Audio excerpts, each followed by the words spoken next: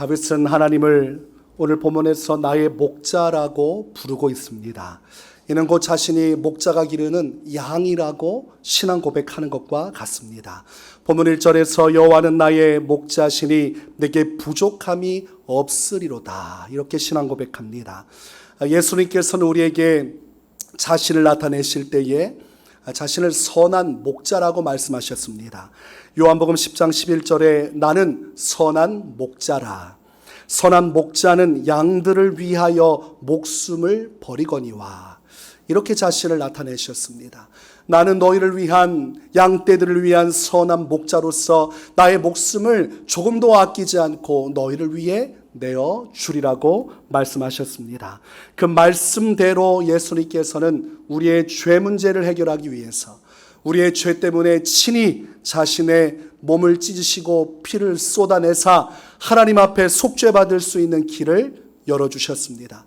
그러므로 누구든지 예수님을 믿고 그 피를 의지하여 하나님 앞에 죄사함의 은혜를 구하면, 그가 죄를 용서해달라고 주께 간구하면 하나님은 한 영혼 죄인의 심령을 그 십자가 피로 씻어주시고 비로소 그가 하나님의 자녀가 되어 하나님과 영원한 생명의 길을 걸어갈 수 있는 자격을 부여해 주시는 것입니다.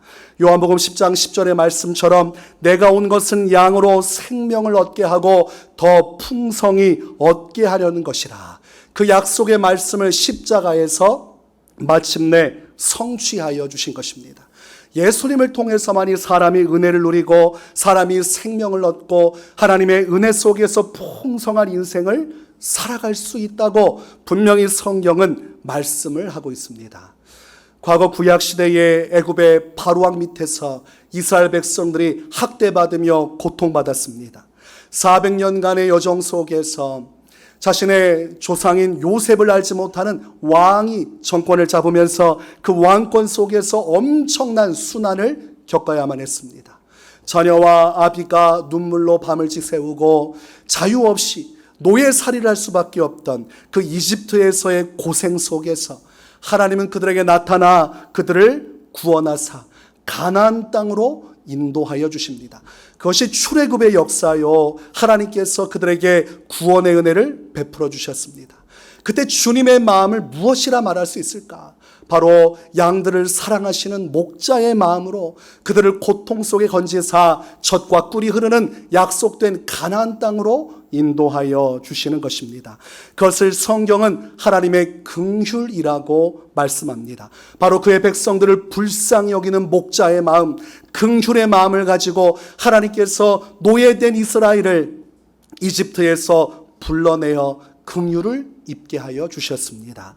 출애굽기 33장 19절에서 하나님의 긍휼을 이렇게 기록합니다. 여호와께서 이르시되 내가 내 모든 선한 것을 내 앞으로 지나가게 하고 여호와의 이름을 내 앞에 선포하리라. 나는 은혜 베풀 자에게 은혜를 베풀고 긍휼히 여길 자에게 긍휼을 베푸느니라. 이 하나님의 은혜와 긍휼을 이스라엘 백성들이 받게 된 것입니다. 그래서 그들을 건지기 위해서 하나님은 그들을 크신 권능의 팔로 이끌어내사 홍해를 갈라주시고 그리고 약속된 땅 생명의 길을 향해 인도해 주신 것입니다. 오늘날 우리의 인생도 똑같습니다. 우리가 말세의 시대를 살아가지만 우리는 사탄의 올무에 걸려서 죄와 사망의 권세에 매여 있던 몸이었습니다. 진리를 알지 못하고 진리 밖의 외인으로서 이스라엘 백성도 아닌 그저 이방인 중에 한 나라 민족, 그렇게 태어나고 그렇게 죽고 우리의 죄로 말미암아 멸망할 수밖에 없었지만 예수님께서도 우리에게 구원의 긍휼의 크신 은혜를 베풀어 주셨기에 우리가 예수님의 십자가 복음을 통해서 죄와 사망의 권세에서 해방되었습니다. 우리 또한 하나님의 긍휼을 입었다는 것이죠. 우리를 불쌍히 여기사 아들 예수 그리스도를 십자가에서 죽기까지 사랑하여 주셔서 우리를 자유함의 길, 저 영원한 천국 생명의 길로 이끌어 가시는 역사를 우리가 누리고 있으니 주님 우리의 인생 가운데도 선한 목자가 되셔서 우리는 그분의 인도함을 따라 지극히 큰 긍휼 속에서 하루하루를 살아가고 있는 것입니다. 로마서 9장 15절과 16절에서 사도 바울은 이렇게 말씀합니다. 모세에게 이르시되 내가 긍휼히 여길 자를 긍휼히 여기고 불쌍히 여길 자를 불쌍히 여기리라 하셨으니 그런즉 원하는 자로 말미암음도 아니요 다른 박질하는 자로 말미암음도 아니요 오직 긍휼히 여기시는 하나님으로 말미암음이니라. 하나님께서 먼저 우리를 긍휼히 여겨주셨기에, 불쌍히 여겨주셨기에 우리가 십자가 속죄를 통해서 하나님의 구원에 참여하여 이런 놀라운 은혜의 삶을, 긍휼의 풍성한 삶을 누리게 되었음을 우리가 반드시 잊지 말아야 함을 기록하고 있는 것입니다. 그러므로 우리는 주님의 양입니다. 우리 주님 오늘날 우리의 목자가 되사 우리의 삶을 인도하고 계십니다. 그만큼 우리는 주님에게 큰 사랑과 은혜를 입고 살아가는 자입니다. 하나님께서 우리를 얼마나 소중하게 여기시는지 로마서 8장 26절에서는 이와 같이 성령도 우리의 연약함을 도우시나니 우리는 마땅히 기도할 바를 알지 못하나 오직 성령이 말할 수 없는 탄식으로 우리를 위하여 친히 간구하시느니라. 이렇게 말씀하고 있습니다. 우리 눈에 보이지 않지만 하나님의 성령께서 자녀된 우리, 양된 우리, 너무나 보잘것없고 연약하고 죄성에 사로잡혀 언제라도 멸망의 길로 추락할 수밖에 없는 이 연약한 심령을 위해서 성령께서 말할 수 없는 탄식으로 우리의 이름을 부르시며 기도하고 계신다. 이렇게 성경은 분명하게 우리에게 말씀하십니다. 그러므로 지금도 예배를 드리는 우리를 위하여 하나님의 성령께서는 하나님 아버지 앞에 간구하며 우리를 위해 중보하고 계신다는 사실을 깨닫는다면 내가 얼마나 소중한 사람이고 얼마나 큰 은혜를 따라 이 세상을 살아가고 있는가 깨닫게 되는 것입니다. 나 혼자 태어나서 나의 힘과 노력으로 그렇게 살다가 때로는 외롭다가 때로는 고통받다가 끝나는 인생이 아니라 선한 목자 되신 주님이 우리 앞에 계셔서 양되는 우리를 이름을 부르시고 수요를 부르시고 우리의 모든 것을 다 친히 이끌어 가시는 것이 우리의 인생이라는 것입니다. 그러므로 외로워할 필요도 없고 고독해할 필요도 없습니다. 우리 선한 목자 되신 주님이 우리와 함께 계시고 우리의 인생을 인도해 가시기에 우리는 그 인도하심만 따라가면 되는 것이요 그 인도하심 끝에는 영원한 천국이 우리를 기다리고 있는 것입니다. 그러므로 우리 인생을 우리가 말씀을 통해 고백한다면 오늘 시편 본문의 말씀을 통해서 우리의 신앙 고백을 할 수 있어야 합니다. 오늘 본문 2절과 3절에서는 이렇게 말씀합니다. 그가 나를 푸른 풀밭에 놓이시며 쉴만한 물가로 인도하시는도다. 내 영혼을 소생시키시고 자기 이름을 위하여 의의 길로 인도하시는도다. 우리 선한 목자 되신 주님은 우리 인생을 절망에 두지 않고 낙담의 길에 두지 않고 우리에게 바른 길 생명의 길을 이끌어 가시나니 바로 푸른 풀밭과 쉴 만한 물가라는 것입니다. 양들이 마음껏 먹고 기뻐하고 즐거워하고 마음껏 평강을 누리고 행복하게 살아갈 수 있는 그 길을 향하여 저 천성을 향하여 우리의 인생을 이끌어 가시고 이 가는 중에도 우리의 영혼이 낙망하고 절망하지 않도록 그 은혜 속에서 우리를 채워주시고 넘치도록 부어주사 마침내 의의 길로 갈 수 있도록 그렇게 인도하시는 분, 그분이 우리의 선한 목자 되신 주님이시요 우리 인생은 이 고백이 있어야 됩니다. 하나님께서는 나를 양으로 부르셨고 나를 지금 푸른 풀밭과 쉴 만한 물가로 인도하고 계십니다. 내가 그 하나님을 믿습니다. 주님 나를 인도하여 주소서. 나를 항상 붙들어 주소서. 연약한 나를 지키시고 항상 영원히 나와 동행하여 주시옵소서. 이 고백을 할 수 있다면 오늘 시편 이 다윗의 믿음을 우리가 갖고 있는 자라 할 수 있겠습니다. 그러면 우리가 하나님을 목자라고 생각한다면 그분의 인도하심이 우리의 삶에 함께하고 있다는 것이죠. 그분의 인도하심이 어떠한지에 대해서 다윗은 본문 4절에서 이렇게 설명을 합니다. 내가 사망의 음침한 골짜기로 다닐지라도 해를 두려워하지 않을 것은 주께서 나와 함께 하심이라. 주의 지팡이와 막대기가 나를 안위하시나이다. 세번역에서는 이 말씀을 이렇게 번역합니다. 내가 비록 죽음의 그늘 골짜기로 다닐지라도 주님께서 나와 함께 계시고 주님의 막대기와 지팡이로 나를 보살펴 주시니 내게는 두려움이 없습니다. 하나님은 나와 함께 계시고 그 하나님은 나를 인도해 가시는데 바로 막대기와 지팡이를 통해서 나를 보살펴 주시는 분이시다. 선한 목자 되신 주님은 우리의 인생에 그분의 막대기와 지팡이를 사용하셔서 우리의 인생길을 지금 인도하고 계신다는 것입니다. 오늘 본문 말씀에서 기록하고 있는 이 지팡이, 하나님의 선한 목자 되신 주님의 지팡이는 무엇입니까? 여러분, 목자는 이 지팡이를 통해서 양들의 길을 인도해 갑니다. 특별히 어린 새끼 양들이 있으면 이 지팡이를 통해서 밀고 당겨서 방향을 제시해 줘요. 손으로 매만지면 이 어미 양이 새끼 몸에 밴 사람의 냄새를 싫어하기 때문에 이 지팡이를 활용해서 양떼들을 인도합니다. 이 양떼들도 인도할 때 혹여라도 양들이 이 구덩이에 발이 빠져서 물속에서 허우적대면 이 지팡이를 대서 이 지팡이로 밀어내서 건져내는 역할을 하는 것이죠. 지팡이는 이 길을 지도하고 인도하고 그들을 안전히 보호하는 역할을 하는데 사용하는 것입니다. 그러므로 오늘날 우리가 주님의 양이라면 주님께서 오늘날 우리에게도 이 지팡이를 통해서 우리를 보호하시고 인도하신다는 말씀입니다. 그럼 우리 인생의 이 지팡이는 무엇인가? 이 지팡이는 첫 번째 성령의 인도하심입니다. 이것을 다른 말로 성령의 감화와 감동이라고 할 수 있겠어요. 이 성령의 지팡이를 통해서 우리 하나님은 양된 우리의 인생을 생명의 길로 인도하시는 것이죠. 여러분, 성령은 우리에게 나타나 말씀하시는 분이십니다. 성령은 그냥 하나의 개념으로 하나의 존재로만 끝나는 것이 아니라 실제적으로 우리 인생에 나타나 도우시고 말씀하시고 역사하신다는 것입니다. 우리가 사도행전 말씀을 보면 빌립 집사에게 성령께서 말씀하시는 내용이 나옵니다. 사도행전 8장 29절에 성령이 빌립더러 이르시되 이 수레로 가까이 나아가라 하시거늘. 빌립이 어느 길로 가야 할지, 무엇을 해야 할지 알 수 없는 그의 인생 속에 성령께서 찾아오셔서 구체적으로 말씀하시는 내용입니다.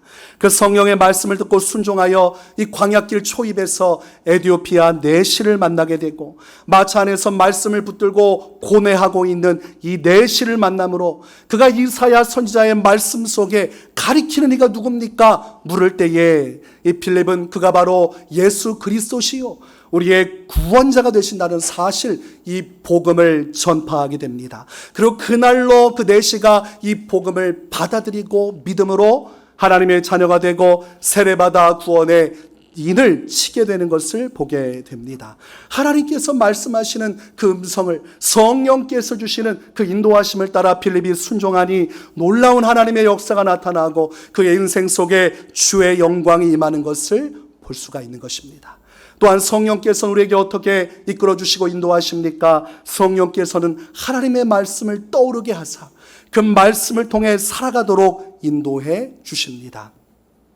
요한복음 14장 26절에 보혜사 곧 아버지께서 내 이름으로 보내실 성령, 그가 너희에게 모든 것을 가르치고 내가 너희에게 말한 모든 것을 생각나게 하리라.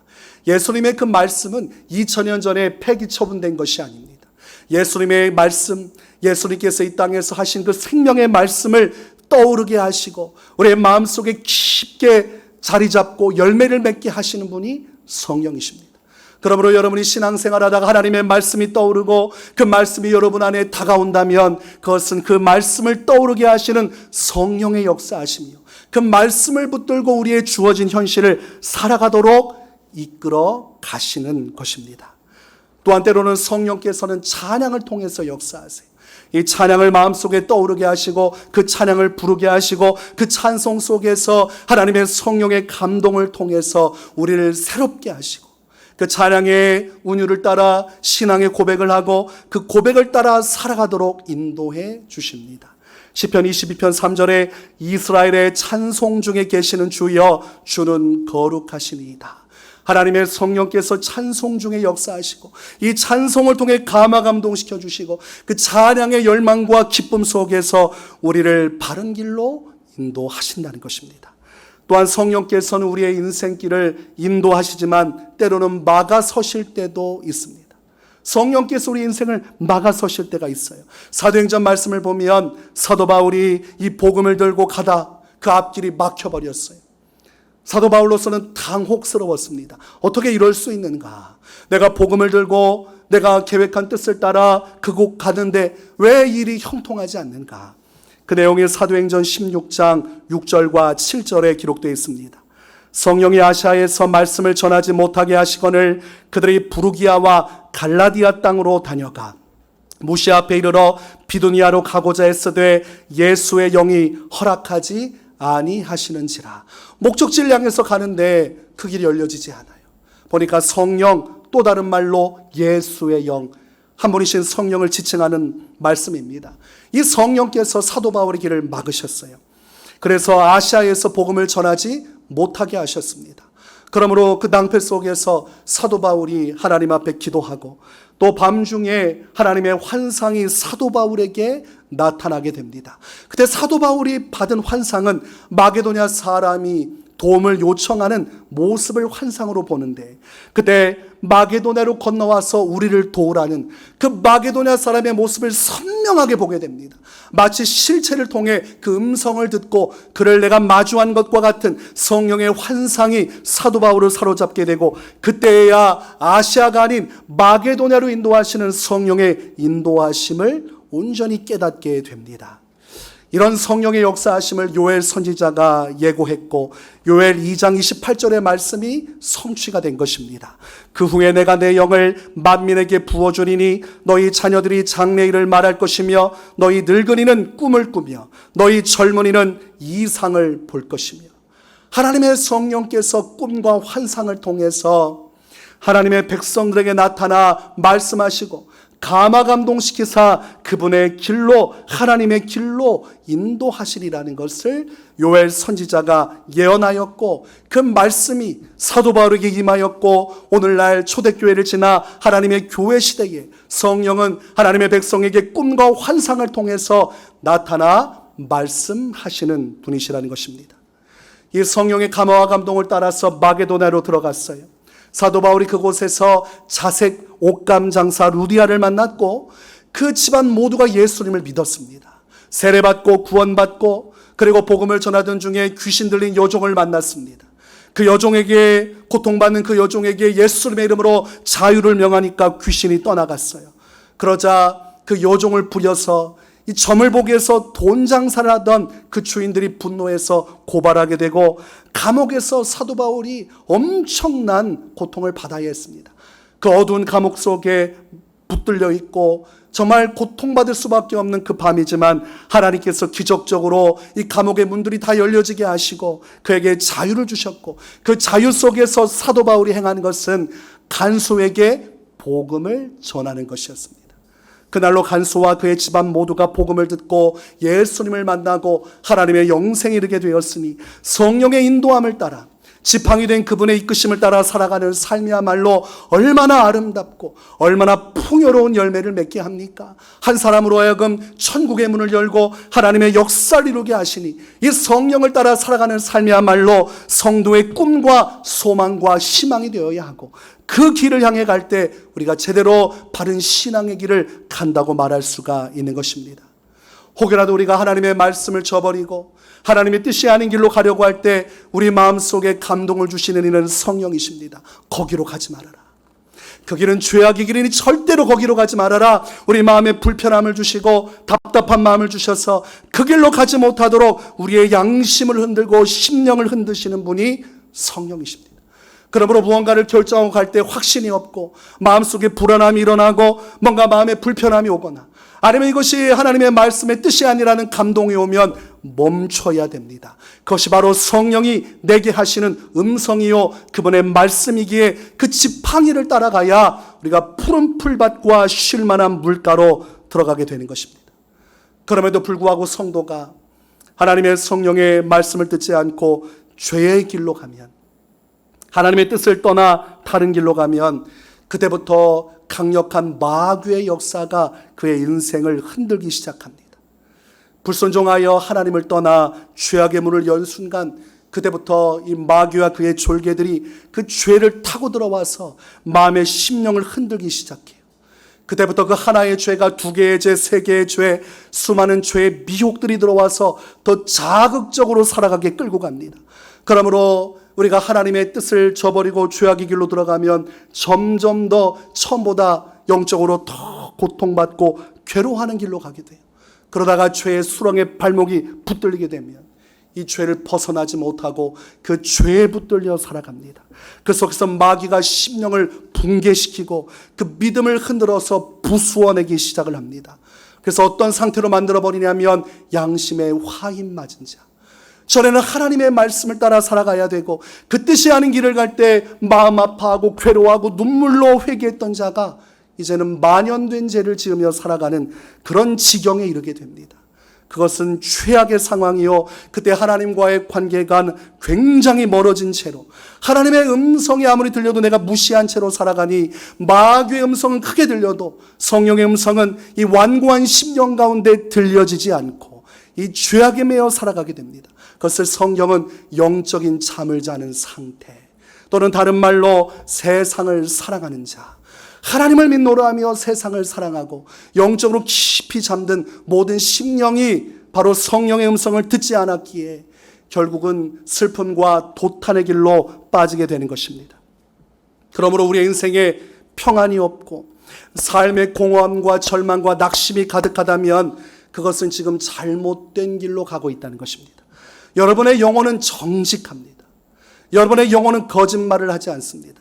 여러분이 심은 것이 여러분의 영혼에 온전히 새겨져서 그 열매를 사람이 먹게 되어 있습니다. 우리가 성령의 인도함을 따르면 그 안에서 생명과 평안을 얻지만 우리가 성령의 인도하심을 거부하고 나의 생각을 따라 마귀의 시험을 따라 욕망을 따라 살아가면 이 육신 속에서 영적인 일이 아닌 육적인 더러운 죄악의 일들이 드러나고 그럼으로써 하나님의 은혜가 상실되고 그 마음속에 사탄의 역사 속에서 마귀가 주는 열매, 곧 사망의 권세가 우리를 사로잡으니 삶의 평안도 없고 기쁨도 없고 마음속에 우울함, 절망, 낙심이 가득해서 삶이 전혀 행복하지 않습니다. 그것은 지금 잘못된 길을 가고 있다고 우리의 심령이 우리에게 증거하는 것입니다. 너의 심령 상태를 보아라. 지금 잘못된 길로 가고 있다. 그 길로 가면 안 된다. 성령을 따라 그분이 주시는 생명, 그분이 주시는 기쁨을 따라가라. 그렇게 오늘 우리에게 우리의 영혼이 경고하고 있는 것입니다. 로마서 8장 5절과 6절, 육신을 따르는 자는 육신의 일을, 영을 따르는 자는 영의 일을 생각하나니 육신의 생각은 사망이요 영의 생각은 생명과 평안이니라. 그러므로 성도는 반드시 성령의 뜻을 따라 그분의 인도하심을 따라 가야만 푸른 풀밭과 쉴 만한 물가로 가서 영혼의 안식을 얻는 것입니다. 우리가 살아가는 인생의 과정이 이 성령께서 주시는 위로와 안식으로 채워질 때 우리가 바른 길로 가고 있는 것이요, 만약 마음속에 낙심과 절망이 가득하면 지금 마귀의 음성을 듣고 엉뚱한 길로 가고 있는 것입니다. 마귀는 성령의 역사에 정반대 일을 합니다. 우리를 망가뜨리고 고통받게 하고 우리의 삶의 의지도 꺾어버리고 아무런 소망도 없게 만들죠. 그러나 성령이 이끄신 대로 살아가면 우리 안에 많은 열매가 맺히는데 갈라디아서 5장 22절과 23절에 오직 성령의 열매는 사랑과 희락과 화평과 오래 참음과 자비와 양선과 충성과 온유와 절제니 이 같은 것을 금지할 법이 없느니라. 성령의 인도하심을 따라 살아가면 우리 안에 내주하시는 성령께서 우리를 지배하셔서 그분의 주시는 이 은혜의 열매가 맺혀져서 내가 어떠하든 상관없이 그 은혜가 나를 주장하는 그런 삶을 살게 된다는 것이죠. 그러므로 성령이 주시는 희락이 있고 성령이 주시는 기쁨이 있고 평안이 있고 소망이 있는 것입니다. 때로는 삶의 형편이 어려워지고 환경이 어려워져도 성령의 인도함을 받고 있다면 성도는 그 힘든 인생의 그 구간 속에서도 기쁨을 가지고 살아갈 수 있습니다.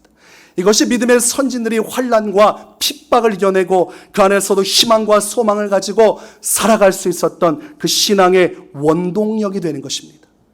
그러므로 오늘 우리에게 말씀하시고 인도하시는 성령님, 우리가 그 존재를 마음속에 온전히 되새기고 그분의 인도함 받기를 갈망해야 하지. 우리가 완악한 마음을 가지고 살아가면 안 됩니다. 히브리서 3장 7절과 8절에 그러므로 성령이 이르신 바와 같이 오늘 너희가 그의 음성을 듣거든 광야에서 시험하던 날에 거역하던 것 같이 너희 마음을 완고하게 하지 말라. 이스라엘 1세대가 하나님의 구원을 받아서 이집트에서 나오게 되었습니다. 10가지 재앙을 통해서 바로를 무릎 꿇리고 그들을 이끌어내셨고, 홍해가 가로막고 바로의 군대가 추격하지만 하나님께서 홍해를 가르셔서 그들을 길을 열어주셨어요. 그런데 광야에서 이스라엘 백성들을 망하게 한 것은 바로의 군대 때문이 아닙니다. 히브리서 말씀은 그들이 성령의 음성을 들었음에도 불구하고 순종하지 않으므로 광야에서 그들이 망하게 되었다고 말씀합니다. 성령의 음성을 이 광야 속에 들었어야 되는데 그들의 마음을 완고하게 하지 말고 그분이 이끄시는 인도하심을 따라 성령의 감화와 감동을 따라 순종하며 갔으면 되는데 이스라엘 백성들이 불순종하고 자신의 뜻대로 움직이다가 결국은 멸망에 처했다고 말씀합니다. 오늘날 이 말세의 시대도 똑같아요. 우리는 적과 국돌이 흐르는 가나안 땅으로 인도하신 이스라엘의 하나님, 그 하나님이 우리의 목자가 되심으로 우리를 저 천성으로 인도하십니다. 그 과정 속에 이 말세 시대 성령은 우리를 인도하고 계십니다. 하나님의 지팡이로서 성도 각자에게 나타나 도우시고 인도하시며 말씀하시는 분이십니다. 그러므로 여러분 완고해져서는 안 돼요. 나의 의지와 나의 결단으로 신앙생활해서는 안 됩니다. 내게 지금 말씀하시는 성령의 음성에 귀를 기울이고 성령의 인도하심에 민감해야 하고, 성령께서 마음에 감동을 주시면 그것 절제해서 그 소용 내려놓으면 안 됩니다. 성령이 말씀하시면 그 작은 것 하나라도 순종해야 더 뚜렷하게 하나님의 지팡이를 볼 수가 있어요. 무시하면 성령의 감동을 소멸하면 성령께서 우리 안에 역사하시는 음성이 들려지지 않아요. 하나님의 음성을 듣고 살아가는 사람은 작은 성령의 음성이라도 민감하게 순종하는 자, 그 음성을 듣고 나아갈 때 주님이 우리의 인생을 이끌어가사 푸른 풀밭과 쉴 만한 물가로 인도하시는 것입니다. 또한 우리 하나님 목자 되신 주님은 양떼인 우리를 이끌어 가시는데 두 번째 지팡이를 사용하시는데 그것은 바로 하나님이 세우신 목회자가 전하는 말씀입니다. 하나님의 목회자는 과거 선지자의 역할을 감당하는 것입니다.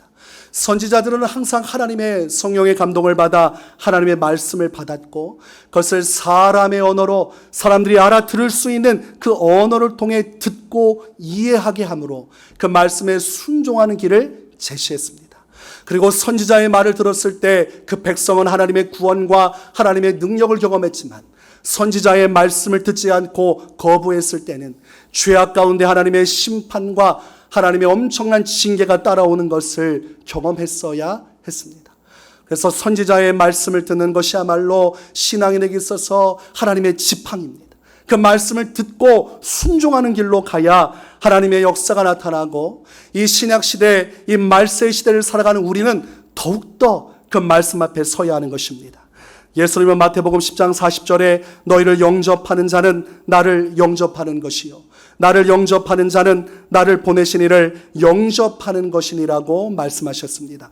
예수님이 보내신 자가 전하는 그 말씀을 듣고 순종할 때에 그것은 곧 예수님을 영접하는 것과 같고 예수님을 영접하는 것은 곧 하나님 아버지를 영접하는 것과 같으니 우리에게 말씀이 선포될 때 그 선포되는 말씀을 받아들이는 것이야말로 하나님 아버지를 우리의 인생에 영접하는 것과 동일하다고 말씀하고 있습니다. 그러므로 목회자의 사명이 참 중요하겠지요. 바른 말씀을 전해야 그 말씀을 듣고 예수님을 영접하고 하나님을 영접할 수 있기 때문입니다. 그래서 목회자의 역할도 중요하고 또 듣는 이들의 자세도 중요하고 이 모든 게 함께 중요합니다. 그래서 목회자에게는 하나님께서 엄한 경고를 주실 수밖에 없었습니다. 신명기 18장 19절과 20절에 누구든지 내 이름으로 전하는 내 말을 듣지 아니하는 자는 내게 벌을 받을 것이요 만일 어떤 선지자가 내가 전하라고 명령하지 아니한 말을 제 마음대로 내 이름으로 전하든지 다른 신들의 이름으로 말하면 그 선지자는 죽임을 당하리라 하셨느니라. 목회할 거면 말씀 전할 거면 목숨 걸고 해야 되는 것입니다. 영혼을 걸고 전해야 되는 것이죠. 그럼으로써 하나님의 말씀을 바로 전할 때 목회자도 살고 성도도 살고 하나님의 온전한 인도하심 속에 생명의 길로 함께 가는 것이요, 잘못되면 함께 망하게 되는 것입니다. 목자가 망하는데 성도가 산다, 어려운 일입니다.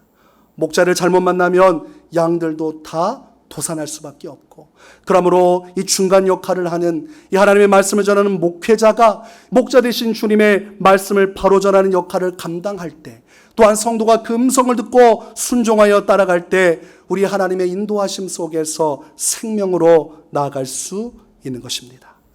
요한계시록 1장 말씀을 보면 예수님께서 소아시아 7교회를 향해 말씀하십니다. 그때에 그 말씀을 성령이 교회들에게 하시는 말씀, 곧 예수님의 말씀이지만 그것은 곧 성령이 하시는 말씀과 같으며, 그 말씀에 대해서 성경은 귀 있는 자는 성령이 교회들에게 하시는 말씀을 들을지어다라고 말씀합니다. 너희가 하나님의 자녀요, 그분의 기르시는 양이요, 그분의 인도함을 받는 자라면 성령께서 하시는 말씀, 또한 예수님께서 하시는 말씀, 그 말씀을 들으라, 이렇게 기록하고 있습니다. 그러면서 예수님의 말씀이 누구에게 전해졌습니까? 바로 교회의 사자에게 주어졌어요. 요한계시록 2장 1절 에베소 교회의 사자에게 편지하라. 8절 서머나 교회의 사자에게 편지하라. 예수님이 직접 성도들에게 말씀하셔도 되는데 하나님의 교회 사자에게 편지를 전함으로써, 메시지를 보내주심으로써 그 사자를 통해 이 메시지가 교회 성도들에게 선포되게 하시는 것을 볼 수 있는 것입니다. 그 사자로 부르심을 받은 것이 바로 하나님의 목회자입니다. 목회자가 사자로서 주의 말씀을 받아 전할 때 그 말씀이 그 교회에 전달되고, 그 말씀대로 순종할 때 교회가 생명을 얻고 온전히 기능하고 성령의 인도하심을 따라 하나님의 음성을 듣고 바른 길로 나아갈 수 있는 것이니, 이 목회자의 말씀 지팡이를 온전히 바라보지 못하면 큰 낭패요. 이 말씀 앞에 바로 서는 것이야말로 성도가 가지고 있어야 할 신앙입니다. 하나님은 오늘날 목회자의 말씀을 통해 내게 지금 구체적으로 나타나 말씀하시는구나. 목회자가 하나님의 말씀을 받아 지금 내게 전달해 주는 이 말씀을 듣고 순종해야 내가 생명의 길로 갈 수 있구나. 이것을 분명히 알아야 됩니다. 그런데 목회자가 구원을 받은 적도 없고 거듭난 적도 없고 하나님이 부르신 적도 없다면 그 밑에 있는 성도들 얼마나 불쌍합니까? 하나님과 아무런 관계도 없는 자가 하나님의 대언자라고 나와서 이런저런 세상적인 말로 성도를 미혹하니 그 성도를 불행하지요, 불쌍하지요. 이단에 빠진 영혼들 다 그렇게 그 이단자 교주 따라가다가 망하게 되고 말 것입니다. 예수님께서는 마태복음 23장 15절에 이런 경고를 주셨습니다. 화 있을진저 외식하는 서기관들과 바리새인들이여, 너희는 교인한 사람을 얻기 위하여 바다와 육지를 두루 다니다가 생기면 너희보다 배나 더 지옥 자식이 되게 하는도다. 예수님 당시에 이 바리새인들 서기관들이 하나님의 말씀을 전했는데 그 말씀을 통해 교인을 삼았으나 결과적으로는 더욱더 배나 지옥 자식이 되게 했다고 말씀합니다. 하나님이 부르시지 않고 하나님의 말씀 앞에 서 있지 못한 자가 전달한 그 말씀을 받아들이면 그 말씀을 전한 자도 망하겠지만 그 말씀을 따른 자는 배나 더 지옥 자식이 되니 하나님의 심판을 피할 수 없습니다.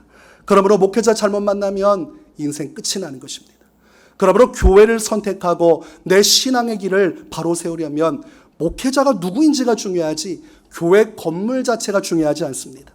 교회 건물 크다고 편의시설 갖춰줬다고 여러 가지 내가 원하는 시스템이 갖춰있다고 거기 따라가면 큰일 납니다. 여러분, 이단들 건물이 얼마나 잘 지어졌는지 아십니까?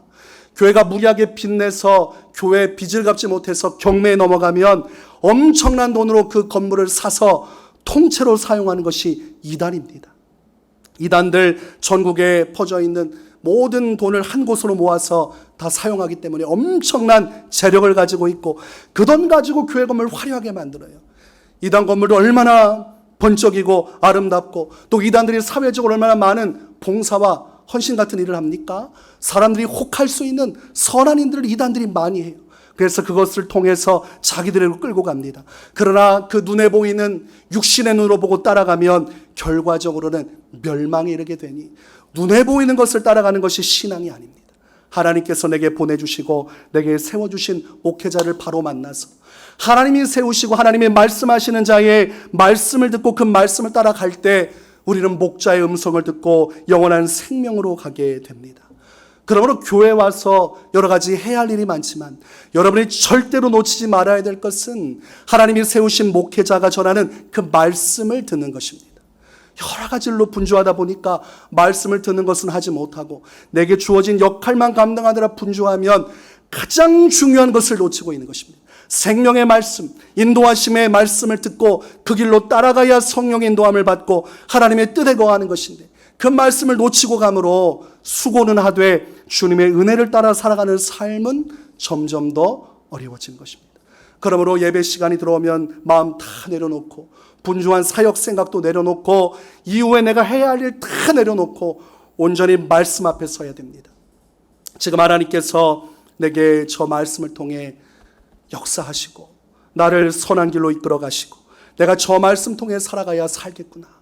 이런 믿음 안에서 온전한 목회자의 말씀과 성도의 심령이 하나가 되면 그 속에서 목자 되신 주님의 크신 권능이 나타나 성도가 생명으로 인도함을 받으니 그 속에서 하나님의 영광이 임하는 것입니다. 그러므로 새 가족들은 더욱더 이 말씀 사모해야 됩니다. 교회 와서 아무것도 모르니까 여러 가지 무엇을 해야 할지 몰라서 분주하지만 이 하나님의 말씀 듣는 것이 우선이 되어야 됩니다. 그 말씀을 들을 때 그 말씀 속에서 믿음의 역사가 일어나요.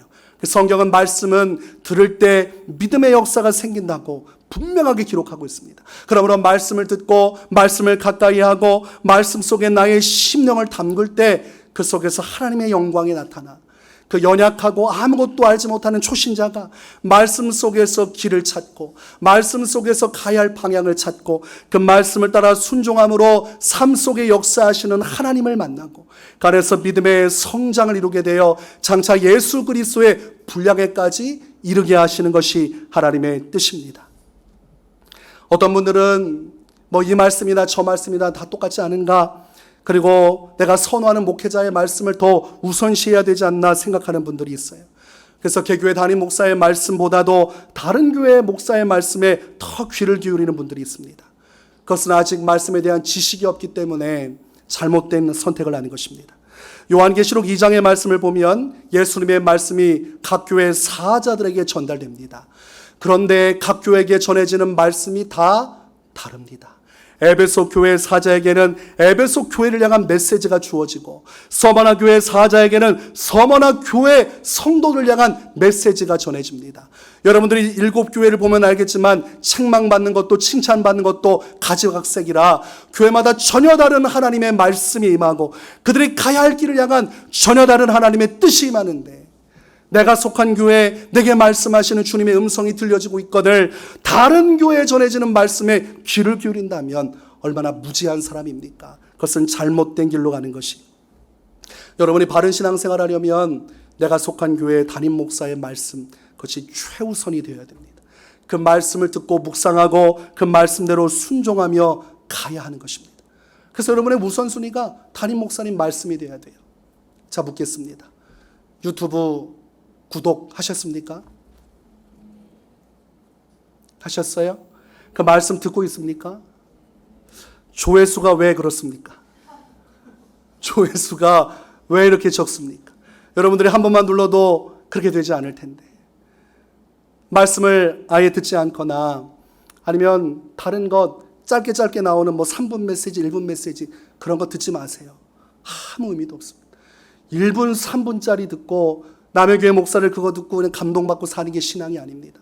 내가 속한 교회에서 나를 위해 기도하고 나를 위해 묵상하고 하나님의 음성을 듣기 위해 몸부림치는 목회자가 전하는 그 말씀의 원류에 들어와서 그 말씀을 듣고 하나님의 인도하심을 받아야지. 왜 자꾸 편한 대로 짧은 것들 또한 다른 교회에서 한 것들 그걸 내 인생의 모토로 삼고 살아갑니까? 그것은 성령께서 어떻게 역사하시는지 하나님의 교회를 통해서 목회자를 통해 주님이 어떻게 나를 이끄시는지에 대한 이해가 없기 때문에 그냥 편의점에서 라면 고르듯이 또는 김밥 고르듯이 내 선호하는 대로 말씀을 선택적으로 듣죠. 내가 듣고 싶은 말씀만 들어요. 그러니까 신앙이 기울기 시작하고 편협해지기 시작하고 그러다가 하나님이 담임 목사를 통해 말씀하셔도 어떨 때는 그 말씀을 받지 않습니다. 내가 선호하는 목사가 전한 메시지와 맞지 않기 때문에 받지 않아요. 그것은 양의 자세가 아니에요. 그 양은 다른 길로 가고 있는 것입니다. 그러면 교회 안에서 다른 이야기를 하기 시작해요. 다른 교회에게 하신 말씀을 가지고 이 교회 역사하시는 성령의 음성을 거역하는 길을 해요. 분란을 일으킵니다. 내가 좋아하는 목사님이 이렇게 말씀하셨는데 왜 우리 교회는 그렇게 하지 않습니까? 교회마다 우선순위가 있고 교회마다 문제가 저마다 다 달라요. 성도들의 형편이 다르고 상황이 다르고 비전이 다르고 해야 할 일이 달라요. 그래서 하나님의 말씀에 우선순위를 두고 가야 그 교회가 생명을 얻고 사명을 감당할 수 있는데 뭐 하나 듣고 와서 그 말씀 붙들고 그게 대단한 것처럼 교회를 분란케 하니 그 길은 염소의 길로 가는 것입니다. 하나님의 의를 이루지 못하는 것이지요. 그러므로 우리가 열린 마음으로 담임 목사의 말씀에 귀를 기울일 수 있어야 돼요. 그게 양의 기본입니다. 하나님은 나의 사랑하는 담임 목사님을 통해 오늘 내게 말씀하시는 분이시다. 이 말씀을 통해 내가 순종하며 살아가면 주님은 반드시 나를 푸른 풀밭과 쉴 만한 물가로 인도해 주실 것이다. 이 믿음이 있어야 건강한 교회고 그 믿음을 가지고 말씀 앞에 머물러 있을 때 성령의 역사가 교회 공동체를 그 말씀으로 하나 되게 하시고 그 안에서 주님의 뜻이 하늘에서 이루어진 것처럼 그 교회를 통해 그 땅 가운데 임하는 것입니다. 그러므로 오늘 인생 내가 생각하고 내가 판단하는 대로 살아가서는 안 됩니다. 우리는 하나님의 선한 목자 되신 주님의 양이에요. 하나님 반드시 우리를 인도하고 계십니다. 그러므로 그 인도하심을 보고 따라가야 하고 그 지팡이는 바로 성령의 이끄심이요 또한 목회자를 통해 말씀하시는 주님의 인도하심이라는 것을 깨닫고 여러분 열린 마음을 가지십시오. 그리고 이 넓은 하나님의 은혜와 그분의 인도하심에 열린 마음으로 순종하여서 마침내 지금 이 땅에서는 환난과 고난을 당하고 때로는 그 말씀을 따라 살아가고 성령의 인도함을 따라 살아가는 것이 내게는 많은 대가를 지불하는 것이라 할지라도 그 길의 결과는 생명과 평안이요 그 길의 결과는 영원한 천국이라. 여러분의 선한 목자 되신 주님을 믿고 신뢰함으로 그 지팡이의 인도함을 따라 살아가시기를 주님의 이름으로 축원합니다.